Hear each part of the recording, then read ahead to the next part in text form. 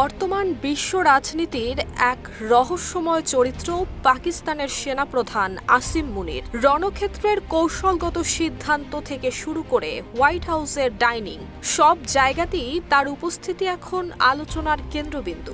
মাত্র এক বছরের ব্যবধানে একজন সাধারণ 4 তারকা জেনারেল থেকে তিনি হয়ে উঠেছেন বৈশ্বিক কূটনীতির গুরুত্বপূর্ণ মুখ।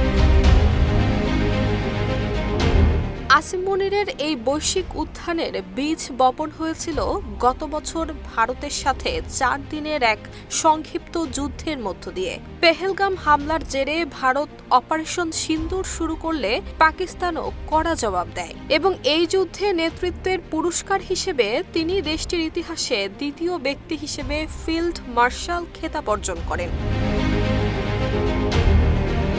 আসিম মুনিরের প্রশংসায় পঞ্চমুখ মার্কিন প্রেসিডেন্ট ডোনাল্ড ট্রাম্প তাকে অভিহিত করেছেন দুর্দান্ত যোদ্ধা এবং অত্যন্ত গুরুত্বপূর্ণ ব্যক্তি হিসেবে। বিশেষ করে যুক্তরাষ্ট্র ইরানের সংঘাত প্রশমনে পর্দার আড়ালে অন্যতম মধ্যস্থতাকারী হিসেবে উঠে এসেছেন মুনির।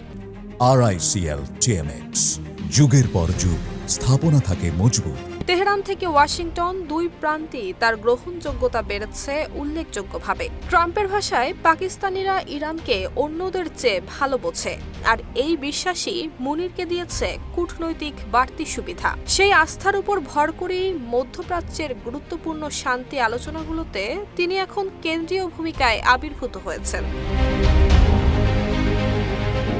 তবে কেবল আন্তর্জাতিক ময়দানেই নয়, দেশের ভিতরেও আসিম মুনির একজন অপ্রতিদ্বন্দ্বী ক্ষমতার অধিকারী। পাকিস্তানের সংবিধান সংশোধন করে তাকে চিফ অফ ডিফেন্স ফোর্সেস করা হয়েছে, যার ফলে সেনাবাহিনী, নৌবাহিনী এবং বিমান বাহিনী সবই এখন আসিম মুনিরের একক কমান্ডের অধীনে। 2030 সাল পর্যন্ত তার ক্ষমতা নিশ্চিত করার পাশাপাশি তাকে দেয়া হয়েছে আজীবন দায়মুক্তি।